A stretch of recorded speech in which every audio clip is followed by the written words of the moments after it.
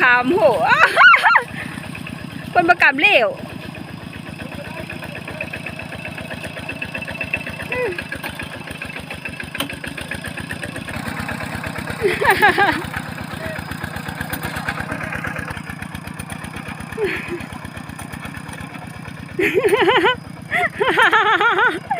ระวังแล้วไทยเตะ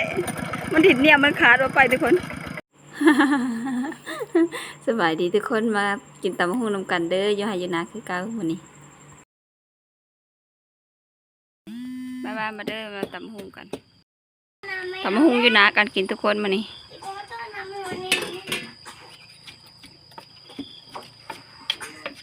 บรรยากาศท้องไร่ท้องนา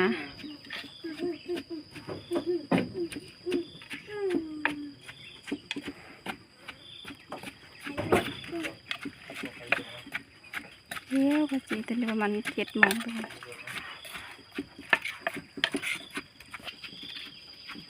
จะแซ่บจะบ้านน้ำหวานตำ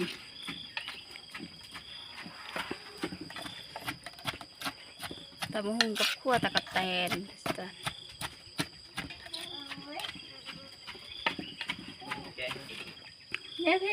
เบ้เหมือนตำมะฮุ่งกัน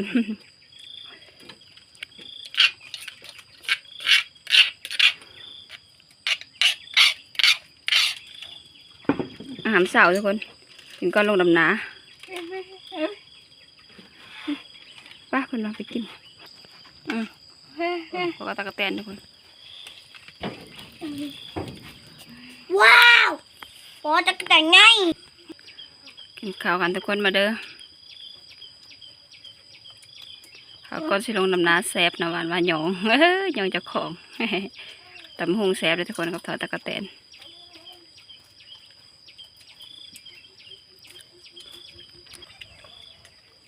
แซ่บบ่ได้แต่บ่ได้สบายดีกองเลยสบายดีไม่รู้ล่ะเอาก็คนละคลิปอันนี้คนละคลิปแนะนำเองเป็นลูกไผ่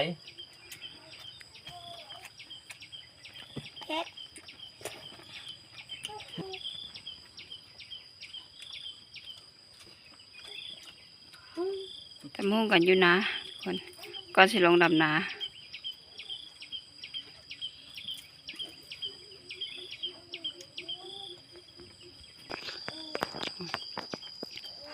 ไม่ได้เห็นเลยแล้วก็เต้นกินแล้วลงดำนากันทุกคนหมูได้อิ่มแล้วบ่มาหมดเลยถูกไปปิดเน็ต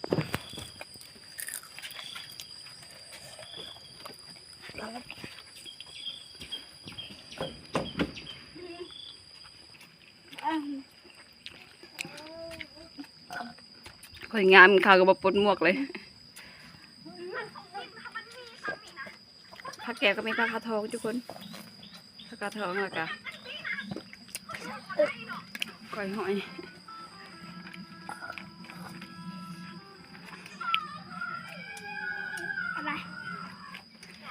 อิ่มแล้วลงดำนากันล่าสุดอิ่มแล้วทุกคนเกียงตรับน้ำหวานยังมานั่งกินนี่บอกว่าป้าพาลงดำนาเกียงคักปัญญังทุกคนพี่อายขาดบ่ทันแล้วใจน้ำว่านขาดเลยจะได้ทันเลยว่านสิร้องขาดนะพี่อายสอน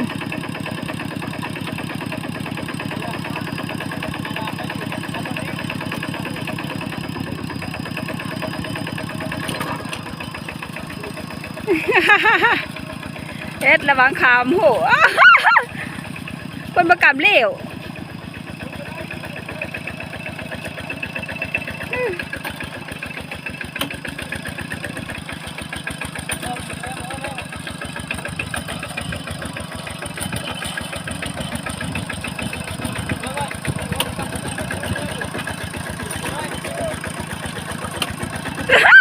มัน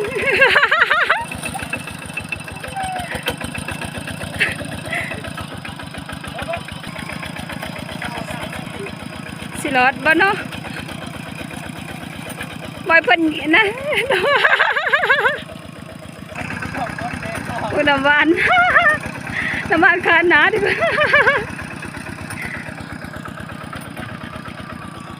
เป็นจังไดรอดบ่มันบ่มีน้ำทุกคนมันเลยจะขาดหนาได้หน่อยนึง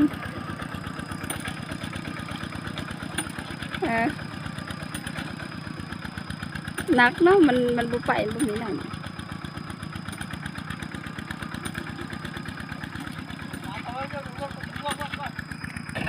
พี่ไอ้กับยาน้ำลัง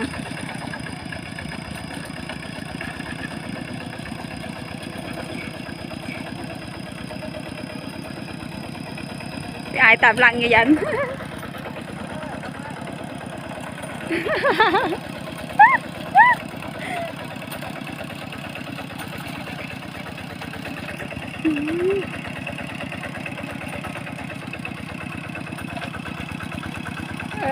นวานเป็นเด้อนวานเป็นเด้อธรรมดาเด้อ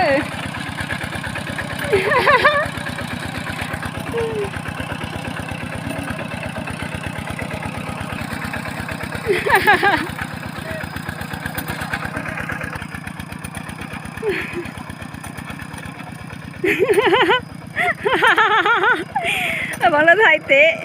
มันถิดเนี่ยมันขาดออกไปทุกคน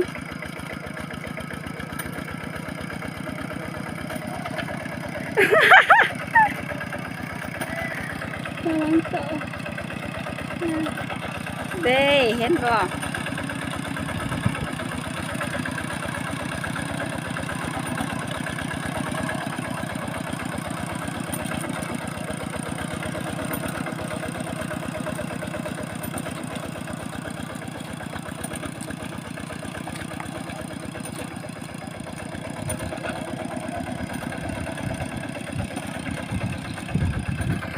นับไปเลย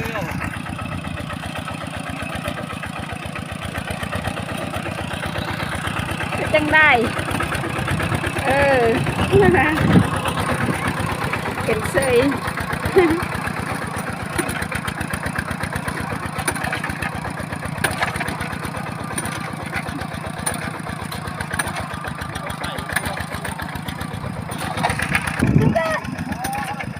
ความหนักเลยมึงเลยไทยยังไปยังไปดินเหนียวเกินว่าไทยบ่ไปเลยบ่มีน้ำฝนตกมัน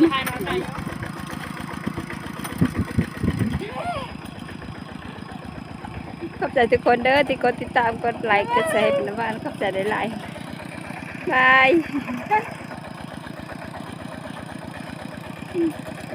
คักคนวะคักแค่นะคักคนวะแต่มันดินเหนียวบ่ไปบาย